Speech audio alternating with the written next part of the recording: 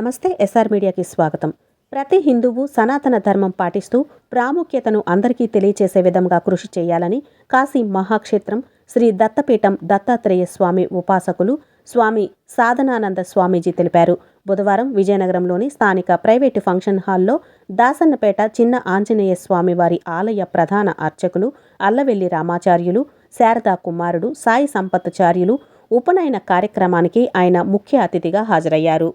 ఈ సందర్భంగా ఆయన మాట్లాడుతూ సనాతన ధర్మంలో ఉపనయన కార్యక్రమానికి చాలా విశిష్టత ఉందని, ఉపనయనం అనేది తల్లిదండ్రులు, గురువులు సమాజం పట్ల బాధ్యతను పెంచేదని తెలిపారు.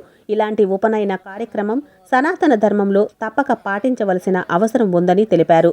యువత సనాతన ధర్మం పాటిస్తూ సన్మార్గముగా నడుచుకోవాలని, ఆధ్యాత్మిక చింతన కలిగి ఉండాలని, సేవాభావం పెంపొందించుకోవాలని తెలిపారు. భారతదేశం సనాతన ధర్మానికి కేంద్ర బిందువుగా ఉందని, కాబట్టి మనమంతా హిందువులుగా మన ఆచారాలు, సాంప్రదాయాలను కొనసాగించాలని విజ్ఞప్తి చేశారు. అనంతరం అర్చకులు రామాచార్యులు మాట్లాడుతూ కాశీ దత్తపీఠం నుండి సదానంద స్వామీజీ విజయనగరం రావడం చాలా అదృష్టంగా భావిస్తున్నామని తెలిపారు. ఆయన విజయనగరం ప్రజలను ఆశీర్వదించడం కోసం, తమ కుమారుడు ఉపనయనం కార్యక్రమం కోసం అంత దూరం నుండి రావడం చాలా సంతోషంగా ఉంది అని తెలిపారు. ఈ కార్యక్రమంలో శారద, సూర్యనారాయణ తదితరులు పాల్గొన్నారు. శిశువు జన్మించిన దగ్గర నుంచి మరణానంతరం వరకు 16 రకాలైన కర్మలు చేస్తారు. వీటినే షోడశ కర్మలు అంటారు. ఈ షోడశ కర్మల్లో ఒకటైంది ఈ ఉపనయన సంస్కారం.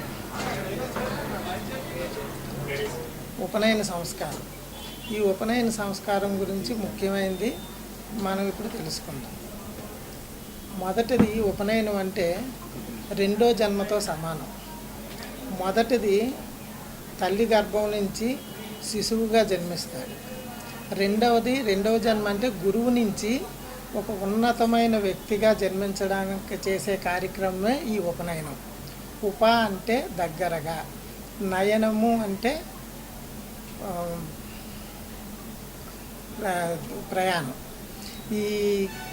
ఈ ఉపనయనాన్ని దేవునికి దగ్గరగా, గురువుకి దగ్గరగా తీసుకెళ్ళడాన్నే ఈ ఉపనయన కార్యక్రమం చేస్తారు. దీంట్లో ఇంకా ముఖ్యమైనది ఏంటంటే బ్రహ్మచర్యము,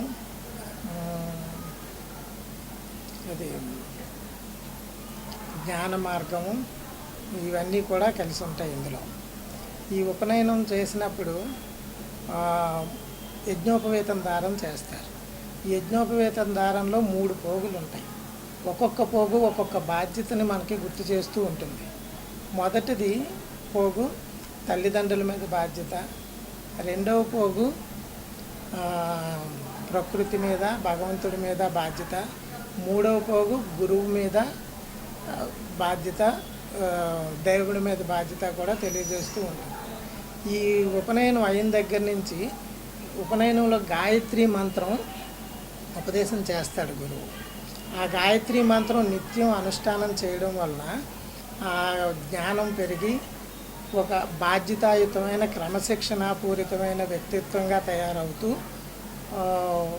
ఆధ్యాత్మిక స్థితిలో జీవనం సాగిస్తూ దేశానికి ఉన్నతమైన పౌరుడిగా తీర్చిదిద్దబడతాడు. ఈ ఉపనయన సంస్కారం అంటే ఒక వేడుక కార్యక్రమం లాంటిది కాదు, ఒక బాధ్యతాయుతమైన కార్యక్రమం. దీన్ని చాలా శక్తివంతమైన దేశ పౌరులుగా తయారు చేయడానికి హిందూ ధర్మంలో ప్రముఖ పాత్రగా వహించే కార్యక్రమం ఈ ఉపనయన కార్యక్రమం. సుదినం, పర్వదినం. ఎందుకంటే విశిష్టమైనటువంటి కొన్ని సంస్కారాల్లో బ్రాహ్మణులకి కానీ, క్షత్రియులకు కానీ, వైశ్యులకు కానీ, అలాగే కొన్ని సందర్భాల్లో 4 వర్ణాలకి కూడా ఉపనయన సంస్కారం అనేటువంటిది చాలా విశిష్టంగా ఉంటుంది.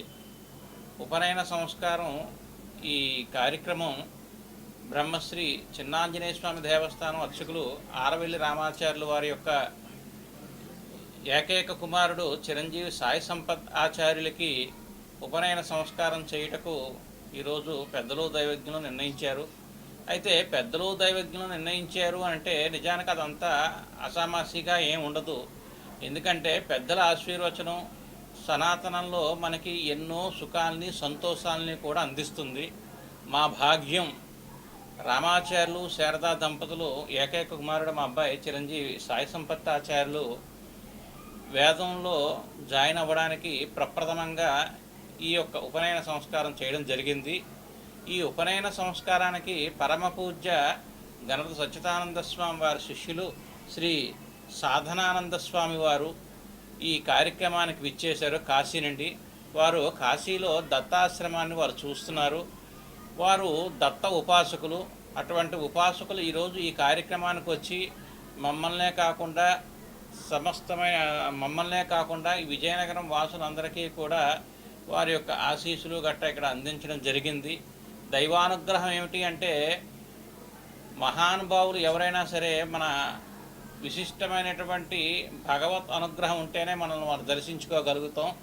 అటువంటి కాశీలో స్థిర నివాసంగా ఉండి కాశీ విశ్వనాథుని యొక్క నిత్య పాదసేవా ధురంధరులుగా దత్త ఉపాసకులుగా శ్రీ సాధనానంద స్వామి వారు ఇక్కడికి వేయించేయడం మన యొక్క అదృష్టము.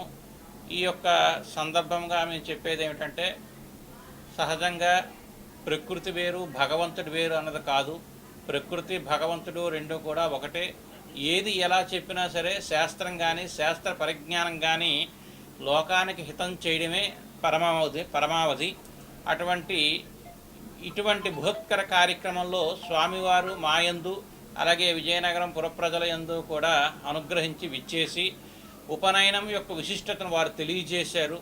ఈ మా కార్యక్రమానికి వచ్చినందుకు అందరికీ కూడా, అలాగే వారి యొక్క మంచి వార్తని జనులందరూ కూడా వినాలనేటువంటి ఒక మంచి సంకల్పం మా కుటుంబం మా దగ్గర జరగడం నిజంగా భగవత్ అనుగ్రహం. ఈ యొక్క భగవత్ అనుగ్రహంకి స్వామివారికి అలాగే దత్తాత్రేయ స్వామివారికి మా దేవత లక్ష్మీ గణపతి చిన్నాంజనేయ స్వామి వారికి అనేక ప్రార్థనలతో నమస్కరించుకుంటున్నాం. జై శ్రీరామ్.